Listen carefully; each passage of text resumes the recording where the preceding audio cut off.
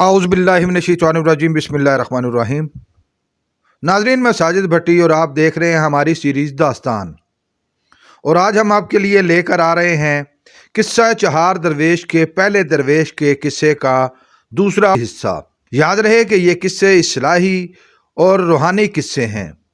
इसकी हकीकत यह है कि एक मरतबा हज़रत अमीर खुसरो रहमतुल्लाह अलैह के पीर व मुर्शद हज़रत ख्वाजा निज़ामुद्दीन चिश्ती रहमतुल्लाह अलैह की तबीयत नासाज हो गई और आप खासे परेशान थे। हज़रत अमीर खुसरो अपने पीरो मुर्शद की बीमार पुरसी के लिए गए तो आपने उनकी परेशानी देखकर अपने पीरो मुर्शद को 4 दरवेशों के किस्से सुनाए, जिससे उनकी तबीयत बहाल हो गई और चंद दिनों में ही वो सेहत याब हो गए। पहले दरवेश के किस्से के पहले हिस्से में हमने जाना कि रोम के बादशाह आज़ाद बख्श क्यों परेशान थे, आज़ाद बख्त ने अपना तख्त क्यों छोड़ा, बादशाह आज़ाद बख्त कैसे 4 दरवेशों तक पहुंचा, चारों दरवेशों ने क्यों अपने किस्से सुनाने का इरादा किया, पहले दरवेश ने कैसे किस्से का आगाज किया, दरवेश कैसे एक अमीर से फकीर शख्स बन गया, दरवेश कैसे और क्यों दमिश्क पहुंचा, कैसे दरवेश को एक खूबसूरत दोशीज़ा इंतहाई जख्मी हालत में मिली, वो जख्मी दोशीज़ा कौन थी, सौदागर लड़के और स्याह फाम लड़की का क्या मामला था, और खूबरू दोशीज़ा के यहाँ दावत में क्या वाक़या पेश आया।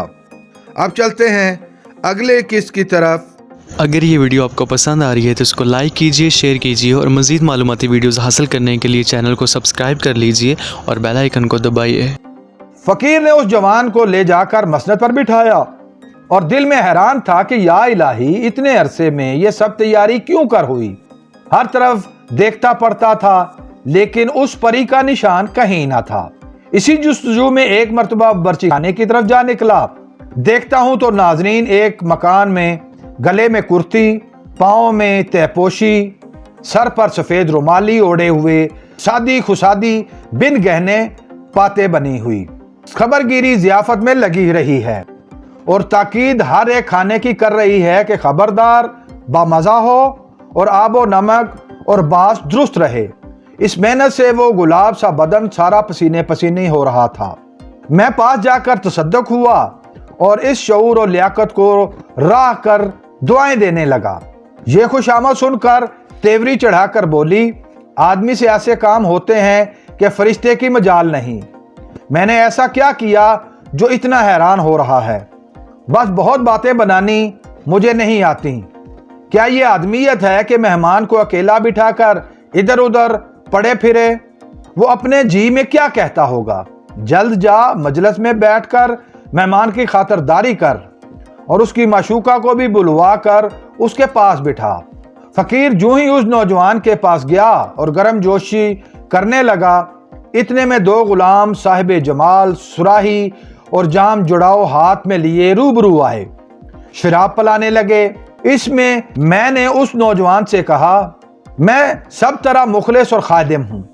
बेहतर यह है कि वो साहिब जमाल के जिसकी तरफ दिल साहिब का मायल है तशरीफ लावे तो बड़ी बात है, अगर फरमाओ तो आदमी बुलाने की खातर जावे।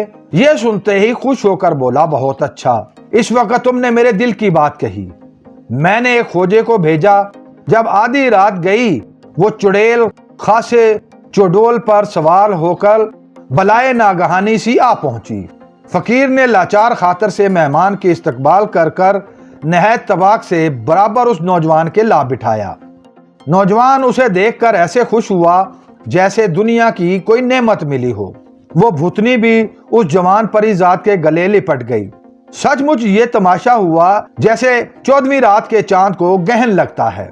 जितने मजलिस में आदमी थे अपनी अपनी उंगलियां दांतों में दाबने लगे कि क्या कोई बला इस नौजवान पर मुसल्लत हुई। सबकी निगाह उस तरफ थी। तमाशा मजलिस का भूलकर उसका तमाशा देखने लगे। एक शख्स किनारे से बोला, यारो, इश्क और अकल में जिद है। जो कुछ अकल में ना आवे ये काफर इश्क कर दिखावे। लैला को मजनू की आंखों से देखो। सबों ने कहा, आमन्ना, यही बात है। ये फकीर बमूजिब हुक्म के मेहमानदारी में हाजिर था।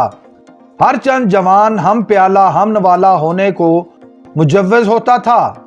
پر میں ہرگز اس پری کے خوف کے مارے اپنا دل کھانے پینے یا سیر تماشے کی طرف رجوع نہ کرتا تھا اور عذر مہمانداری کا کر کے اس کے شامل نہ ہوتا تھا۔ اسی کیفیت سے 3 شبانہ روز گزرے۔ چوتھی رات جب وہ نوجوان نہایت جوش سے مجھے بلا کر کہنے لگا، اب ہم بھی رخصت ہوں گے، تمہاری خاطر اپنا سب کاروبار چھوڑ چھاڑ 3 دن سے تمہاری خدمت میں حاضر ہیں، تم بھی تو ہمارے پاس ایک دم بیٹھ کر ہمارا دل خوش کرو۔ میں نے اپنے جی میں خیال کیا اگر اس وقت کہا اس کا نہیں مانتا تو ازردہ ہوگا، پس نئے دوست اور مہمان کی خاطر رکھنی ضرور ہے۔ تب یہ کہا، صاحب کا حکم بجا لانا منظور کہ الامر فوق الادب۔ سنتے ہی اس کو جوان نے پیالہ تواضع کیا اور میں نے پی لیا۔ پھر تو ایسا پہم دور چلا کہ تھوڑی دیر میں سب آدمی مجلس کے کیفی ہو کر بے خبر ہو گئے اور میں بھی بے ہوش ہو گیا۔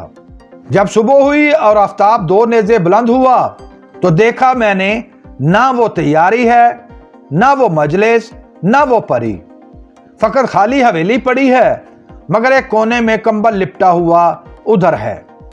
جو اس کو کھول کر دیکھا تو وہ جوان اور اس کی رنڈی دونوں سر کٹے پڑے ہیں۔ یہ حالت دیکھتے ہی حواس جاتے رہے، عقل کچھ کام نہیں کرتی کہ یہ کیا تھا اور کیا ہوا۔ حیرانی سے ہر طرف تکتا رہا۔ اتنے میں ایک خواجہ سرا جسے ضیافت کے کام کاج میں دیکھا تھا نظر پڑا۔ فقیر کو اس کے دیکھنے سے کچھ تسلی ہوئی، احوال اس واردات کا پوچھا۔ اس نے جواب دیا، تجھے اس بات کی تحقیق کرنے سے کیا حاصل جو تو پوچھتا ہے؟ میں نے بھی اپنے دل میں غور کی کہ سچ ہی تو کہتا ہے۔ پھر ایک ذرا تأمل کر کے میں بولا، خیر نہ کہو، بھلا یہ تو بتاؤ وہ معشوقہ کس مکان میں ہے؟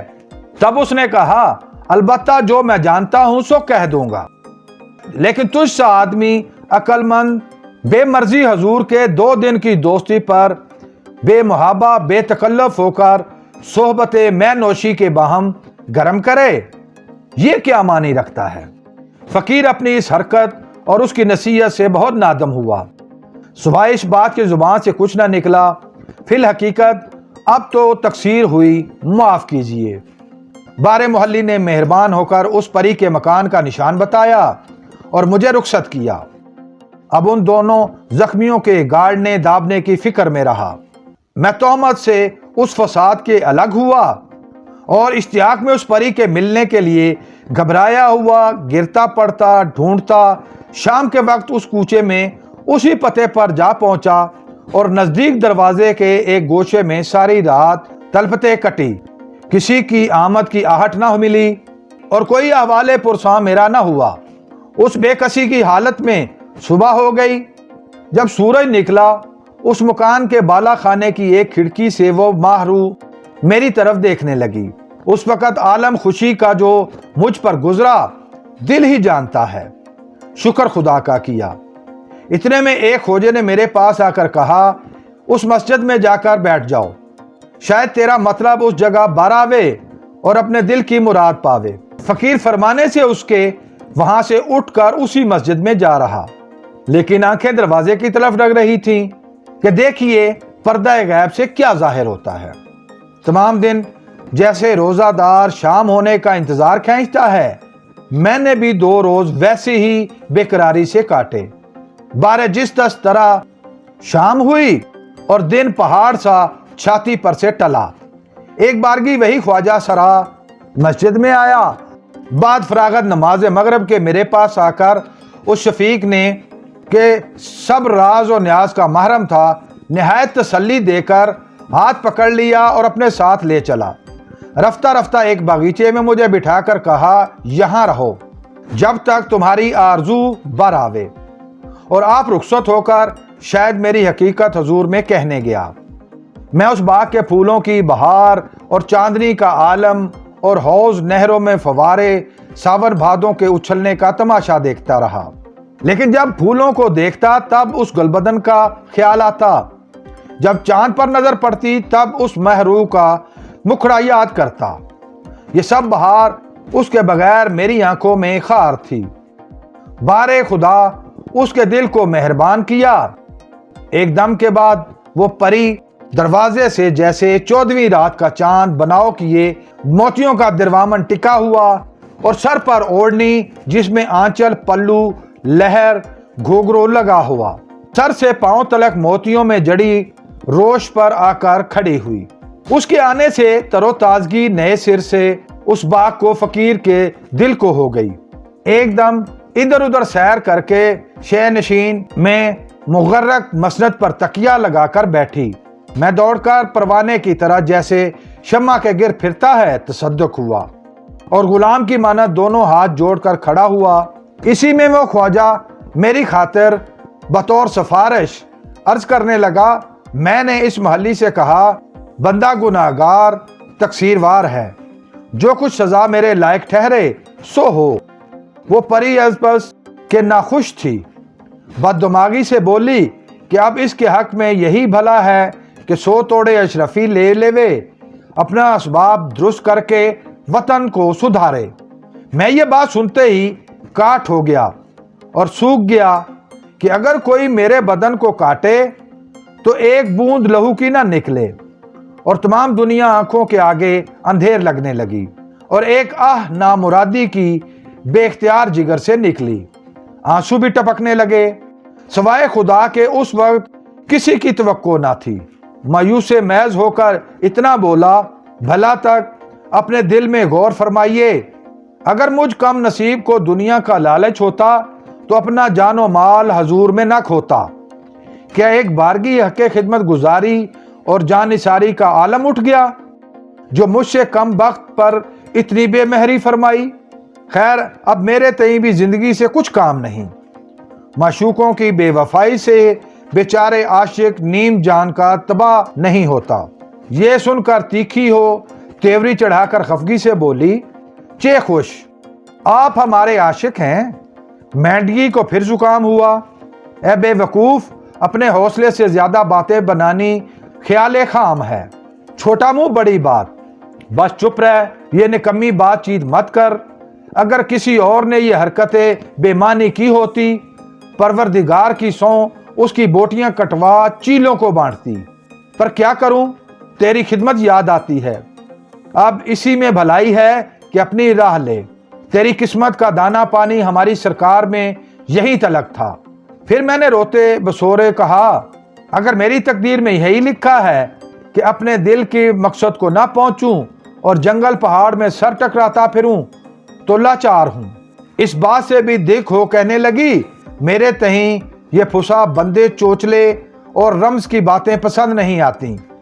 اس اشارے کی گفتگو کی جو لائق ہو اس سے جا کر کر۔ پھر اسی خفگی کے عالم میں اٹھ کر اپنے دولت خانے کو چلی۔ میں نے بتیرا سر پٹکا، متوجہ نہ ہوئی۔ لاچار میں بھی اس مکان سے اداس اور نا امید ہو کر نکلا۔ غرض 40 دن تک یہی نوبت رہی۔ جب شہر کی کوچہ گری سے اکتاتا، جنگل میں نکل جاتا، جب وہاں سے گھبراتا، پھر شہر کی گلیوں میں دیوانہ سا آتا، نہ دن کو کھاتا نہ رات کو سوتا، جیسے دھوبی کا کتا، نہ گھر کا نہ گھاٹ کا۔ زندگی انسان کی کھانے پینے سے ہے، آدمی اناج کا کیڑا ہے۔ طاقت بدن میں مطلق نہ رہی، اپاہج ہو کر اسی مسجد کی دیوار کے تلے جا پڑا کہ ایک روز وہی خواجہ سرا جمعے کی نماز پڑھنے آیا، میرے پاس سے ہو کر چلا۔ میں یہ شعر آہستہ ناطاقتی سے پڑھ رہا تھا، اس درد دل سے موت ہو یا دل کو تاب ہو، قسمت میں جو لکھا ہو الہی شتاب ہو۔ اگرچہ ظاہر میں صورت میری بالکل تبدیل ہو گئی تھی، چہرے کی یہ شکل بنی تھی کہ جن نے مجھے پہلے دیکھا تھا وہ بھی نہ پہچان سکتا کہ یہ وہی آدمی ہے، لیکن وہ محلی آواز درد سن کر متوجہ ہوا۔ میرے تئیں بغور دیکھ کر افسوس کیا اور شفقت سے مخاطب ہوا کہ آخر یہ حالت اپنی پہنچائی۔ میں نے کہا، اب تو جو ہوا سو ہوا، مال سے بھی حاضر تھا، جان بھی تصدق کی، اس کی خوشی یوں ہی ہوئی تو کیا کروں۔ یہ سن کر ایک خدمتگار میرے ساتھ چھوڑ کر مسجد میں گیا۔ نماز اور خطبے سے فراغت کر کے جب باہر نکلا، فقیر کو ایک میانے میں ڈال کر اپنے ساتھ خدمت میں اس پری بے پرواہ کی لے جا کر چک کے باہر بٹھایا۔ اگرچہ میری روبٹ کچھ نہ باقی تھی، پر مدت تلک شب و روز اس پری کے پاس اتفاق رہنے کا ہوا تھا، जान बूझकर बेगानी होकर पूछने लगी, ये कौन है? उस मर्द आदमी ने कहा, ये वही कमबख्त बदनसीब जो हुजूर की खफगी और इताब में पड़ा था, उसी सबब से इसकी ये सूरत बनी है। इश्क की आग से जला जाता है, हर चंद आंसुओं के पानी से बुझाता है, पर वो दूनी भड़कती है, कुछ फायदा नहीं होता, अलावा अपनी तकसीर की खजालत से मुंह आ जाता है। परी ने ठिठोली से फरमाया, क्यों झूठ बकता है? बहुत दिन हुए उसकी खबर वतन पहुंचने की मुझे खबरदारों ने दी है। वल्लाहु आलम, ये कौन है और तू किसका जिक्र करता है? उस दम ख्वाजा सरा ने हाथ जोड़कर इल्तमास किया, अगर जान की अमा पाऊं तो अर्ज करूं। फरमाया कि तेरी जान तुझे बख्शी। ख्वाजा बोला, आपकी जात कदरदान है, खुदा के वास्ते चिलमन को दरमियान से उठोर कर पहचानिए और इसकी बेकसी की हालत पर रहम कीजिए, नाहक शनासी खूब नहीं। अब इसके हवाल पर कुछ तरस खाइए, बजा है और जाए सवाब है। आगे हद अदब जो मिजाज मुबारक में आवे सो ही बेहतर है। इतने कहने पर मुस्कुराकर फरमाया, भला कोई हो इसे दारुशफा में रखो, जब भला चंगा हो तब इसके अहवाल की पुरसश की जाएगी। खोजे ने कहा, अगर अपने दस्ते खास से गुलाब इस पर छिड़किए और जुबान से कुछ फरमाइए तो इसको अपने जीने का भरोसा बंधे। नाउमीदी बुरी चीज है, दुनिया बाउमीद कायम है। इस पर भी उस परी ने कुछ ना कहा। यह सवालो जवाब सुनकर मैं भी अपने जी से उकता रहा था। बेधड़क बोल उठा कि अब इस दौर की जिंदगी को दिल नहीं चाहता, पांव तो गौर में लटका चुका हूं। एक रोज मरना है और इलाज मेरा बादशाहजादी के हाथ में है, करें या ना करें वो जाने। मेरे मुकल्लबुल कलूब ने उस संग दिल के दिल को नरम किया, मेहरबान होकर फरमाया, जल्द बादशाही हकीमों को हाजिर करो। जो ही तबीब आकर जमा हुए, नबज देखकर बहुत गौर की, आखिर तशखीस में ठहरा कि यह शख्स कहीं आशिक हुआ है, सिवाय वस्ले माशूक के इसका कुछ इलाज नहीं। जिस वक्त वो मिले ये सेहत पावेगा। जब हकीमों की भी जुबानी यही मर्ज मेरा साबित हुआ, हुक्म किया इस जवान को गरमाबे में ले आओ, नहलाकर खासी पोशाक पहनाकर हजूर में ले आओ। जो ही मुझे बाहर ले गए, हमाम करवाकर अच्छे कपड़े पहनाए, खिदमत में परी के हाजिर किया, तब वह नाजरीन तबाक से बोली, तूने मुझे बैठे बिठाए नाहक बदनाम और रुस्वा किया, अब और क्या चाहता है? जो तेरे दिल में है साफ साफ बयान कर। या फुकरा, उस वक्त ये आलम हो कि शादी मर्ग हो जाऊं। खुशी के मारे ऐसा फूला कि जामे ना समाता था और सूरत शक्ल बदल गई। शुक्र खुदा का किया, उससे कहा, इस दम सारी हकीमी आप पर खत्म हुई कि मुझसे मुर्दे को एक बात में जिंदा कर दिया। देखो तो उस वक्त से इस वक्त तक मेरे अहवाल में क्या फर्क पड़ा है। ये कहकर 3 बार उसके गिर्द फिरा और सामने आकर खड़ा हुआ और कहा, हजूर से यूं हुक्म होता है कि जो तेरे जी में हो सो कह। बंदे को हफ्ते अकलीम की सल्तनत से ज्यादा ये है कि गरीब नवाजी करके इस आजिज को कबूल कीजिए और अपनी कदम बोसी से सरफराजी दीजिए। एक लम्हा तो सुनकर गोते में गई, फिर कनखियों से देखकर कहा, बैठो। तुम खिदमत और वफादारी ऐसी ही की है, जो कुछ कहो सो फबती है और अपने भी दिल पर नक्श है। खैर, हमने कबूल किया। उसी दिन अच्छी साथ सुबह लगन में चुपके काजी ने निकाह पढ़ा दिया। बाद इतनी मेहनत और आफत के खुदा ने यह दिन दिखाया कि मैंने अपने दिल का मुद्दा पाया।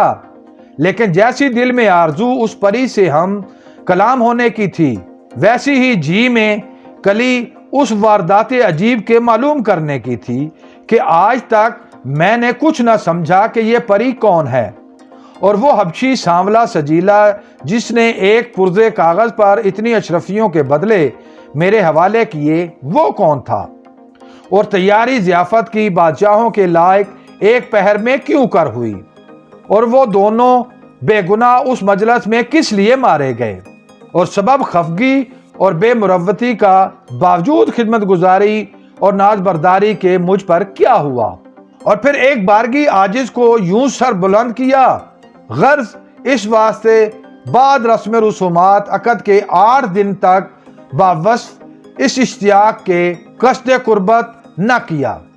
رات کو ساتھ سوتا، دن کو یوں ہی اٹھ کھڑا ہوتا۔ ایک دن غسل کرنے کے لیے میں نے خواص کو کہا کہ تھوڑا پانی گرم کر دے تو نہاؤں۔ ملکہ مسکرا کر بولی، کسی برتے پر تتا پانی؟ میں خاموش ہو رہا، لیکن وہ پری میری حرکت سے حیران ہوئی، بلکہ چہرے پر آثار خفگی نمودار ہوئے، یہاں تلک کہ ایک روز بولی، تم بھی عجب آدمی ہو، یا اتنے گرم یا اتنے ٹھنڈے، اس کو کیا کہتے ہیں؟ اگر تم میں قوت نہ تھی تو کیوں ایسی کچی ہوس پکائی؟ اس وقت میں نے بے دھڑک ہو کر کہا، اے جانی، منصفی شرط ہے، آدمی کو چاہیے کہ انصاف سے نہ چوکے۔ بولی، اب کیا انصاف رہ گیا ہے؟ جو کچھ ہونا تھا سو ہو چکا۔ فقیر نے کہا، واقعی بڑی آرزو اور مراد میری یہی تھی، سو مجھے ملی، لیکن دل میرا دبدہے میں ہے، اس سے کچھ نہیں ہو سکتا، انسانیت سے خارج ہو جاتا ہے۔ میں نے اپنے دل میں یہ قول کیا تھا کہ بعد اس نکاح کے بعض باتیں جو خیال میں نہیں آتی حضور میں پوچھوں گا کہ زبان مبارک سے اس کا بیان سنوں تو جی کو تسکین ہو۔ اس پری نے چیں بچیں ہو کر کہا کہ خوب، ابھی سے بھول گئے؟ یاد کرو بار بار ہم نے کہا تھا کہ ہمارے کام میں ہرگز دخل نہ کیجیو اور کسی بات کے معترض نہ ہوئیو، خلاف معمول یہ بے ادبی کرنی کیا لازم ہے؟ فقیر نے ہنس کر کہا، جیسی اور بے ادبیاں معاف کرنے کا حکم ہے، ایک یہ بھی صحیح۔ وہ پری نظریں بدل کر تہیے میں آ کر آگ بگولا بن گئی اور بولی، اب تو بہت سر چڑھا، جا اپنا کام کر، ان باتوں سے تجھے کیا فائدہ ہوگا؟ میں نے کہا، دنیا میں اپنے بدن کی شرم سب سے زیادہ ہوتی ہے، لیکن ایک دوسرے کا واقف کار ہوتا ہے، جب ایسی چیز دل پر روا رکھی تو اور کون سا بھید چھپانے کے لائق ہے؟ میری اس رمز کو وہ پری وقوف سے دریافت کر کہنے لگی، یہ بات سچ ہے، پر جی میں یہ سوچ آتی ہے کہ اگر مجھ نگوڑی کا راز فاش ہوا تو بڑی قیامت مچے گی۔ میں بولا، یہ کیا مذکور ہے؟ بندے کی طرف سے یہ خیال دل میں نہ لاؤ اور خوشی سے ساری کیفیت جو بیتی ہے فرماؤ، ہرگز میں دل سے زبان تک نہ لاؤں گا، کسی کے کان پڑنا کیا امکان۔ جب اس نے دیکھا کہ اب سوائے کہنے کے اس عزیز سے چھٹکارا نہیں، لاچار ہو کر بولی، ان باتوں کے کہنے میں بہت سی خرابیاں ہیں، تو خواہ در پہ ہوا، خیر تیری خاطر عزیز ہے، اس لیے اپنی سرگزشت بیان کرتی ہوں، تجھے بھی اس کا پوشیدہ رکھنا ضرور شرط ہے۔ غرض بہت سی تاکید کر کے کہنے لگی کہ میں بدبخت ملک دمشق کے سلطان کی بیٹی ہوں اور وہ سلاطینوں سے بڑا بادشاہ ہے، سوائے میرے کوئی لڑکا بالا اس کے یہاں نہیں ہوا۔ جس دن میں پیدا ہوئی ماں باپ کے سائے میں ناز و نعمت اور خوشی خرمی سے پلی، جب ہوش آیا تب اپنے دل کو خوبصورتوں اور نازنینوں کے ساتھ لگایا، چنانچہ ستھری پریزاد ہم جولی عمرہ زادیاں مصاحبت میں اور اچھی قبول صورت ہم اثر خواص سہیلیاں خدمت میں رہتی تھیں، تماشا ناچ اور راگ رنگ کا ہمیشہ دیکھا کرتی، دنیا کے بھلے برے سے کچھ سروکار نہ تھا، اپنی بے فکری کے عالم کو دیکھ کر سوائے خدا کے شکر کچھ منہ سے نہ نکلتا تھا۔ اتفاقاً طبیعت خود بخود ایسی بے مزہ ہوئی کہ نہ مصائب کسی کو بھائے، نہ مجلس خوشی کی خوش آوے، سودائی سا مزاج ہو گیا، دل اداس اور حیران، نہ کسی کی صورت اچھی لگے، نہ بات کہنے سننے کو جی چاہے۔ میری حالت دیکھ کر دائی دادا چھوچھوانگا سب کی سب متفکر ہوئیں اور قدم پر گرنے لگیں۔ یہی خواجہ سرا نمک حلال قدیم سے میرا محرم اور ہمراز ہے، اس سے کوئی بات مخفی نہیں۔ میری وحشت دیکھ کر بولا، تھوڑا سا شربت ورق خیال کو نوش جان فرمائیں تو اغلب ہے کہ طبیعت بحال ہو جائے اور فرد مزاج میں آئے۔ اس کے اس طرح کے کہنے سے مجھے بھی شوق ہوا، تب میں نے فرمایا، جلدی حاضر کر۔ मोहल्ली बाहर गया और एक सुराही उस शरबत की तकल्लुफ से बनाकर बर्फ में लगाकर लड़के के हाथ लवा कर आया। मैंने पिया और जो कुछ उसका फायदा बयान किया था वैसा ही देखा। उस वक्त उस खिदमत के इनाम में एक भारी खिलत खोजे को इनायत की और हुक्म किया कि एक सुराही हमेशा इसी वक्त हाजिर किया कर।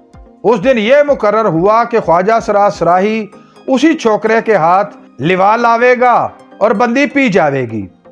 जब उसका नशा तुलू होता तो उसकी लहर में उस लड़के से ठट्ठा मिजाज कर कर दिल बहलाती थी। वो भी जब ढीठ हुआ तब अच्छी अच्छी मीठी बातें करने लगा और अचंबे की नकलें लाने लगा, बल्कि आह ऊ भी भरने और सिसकियां लेने लगा। सूरत तो उसकी तरादार लायक देखने की थी। बेख्तियार जी चाहने लगा मैं दिल के शौक से अटकेलियों के ज़ौक से हर रोज इनाम बख्शिश देने लगी। पर वो कमबख्त उन्हीं कपड़ों से जैसे हमेशा पहन रहा था हजूर में आता, बल्कि वो लिबास भी मैला कुचैला हो जाता। एक दिन पूछा कि तुझे सरकार से इतना कुछ मिला, तूने अपनी सूरत वैसी की वैसी परेशान रखी है, क्या सबब है? वे रुपए कहाँ खर्च किए या जमा कर रखे हैं? लड़के ने बेखातिरदारी के बातें जो सुनी और मुझे हवाल पुरसान पाया, आंसू डुबडुबा कर कहने लगा जो कुछ आपने गुलाम को इनायत किया सब उस्ताद ने ले लिया, मुझे एक पैसा नहीं दिया। कहां से दूसरे कपड़े बनाऊं जो पहनकर हजूर में आऊं? इसमें मेरी तकसीर नहीं, मैं लाचार हूं। और गरीबी के कहने उसके तरस आया। वहीं ख्वाजा सुरा को फरमाया कि आज से इस लड़के को अपनी सोहबत में तरबियत कर और अच्छा लिबास तैयार करवा कर पहना और लौंडों में बेफायदा खेलने कूदने न दे, बल्कि अपनी खुशी ये है कि आदाब लायक हजूर के खिदमत के सीखे और हाजिर रहे। ख्वाजा सरा मुवाफक फरमाने के बजा लाया और मेरी मर्जी जो उधर देख निहायत उसकी खबरगिरी करने लगा। थोड़े दिनों में फरागत और खुशखोरी के सबब उसका रंग और रोगन कुछ का कुछ हो गया। मैं अपने दिल को हर चंद संभालती पर उस काफर की सूरत में ऐसी खुप गई थी, यही जी चाहता था कि मारे प्यार के उसे कलेजे में डाल रखूं और अपनी आंखों से एक पल जुदा ना करूं। नाजरीन, इसके साथ ही आज की हमारी वीडियो ख़त्म हुई। अगली वीडियो में हम पहले दरवेश की दास्तान की अगली किस्त पेश करेंगे। अगली वीडियो में हम जानेंगे कि दरवेश के यहाँ ज़ियाफ़त का क्या अंजाम हुआ, परीज़ाद क्यों दरवेश से नाराज़ हो गई, सौदागर और स्याह फाम लड़की को किसने कत्ल किया, परीज़ाद और दरवेश की शादी का अहवाल क्या है, परीज़ाद अचानक कहाँ गायब हो गई, क्या परीज़ाद मिली या नहीं, और पहला दरवेश उन बाकी 3 दरवेशों तक कैसे पहुंचा। अगर आप इस वीडियो के बारे में अपनी कोई राय देना चाहें तो कमेंट बॉक्स का इस्तेमाल करें।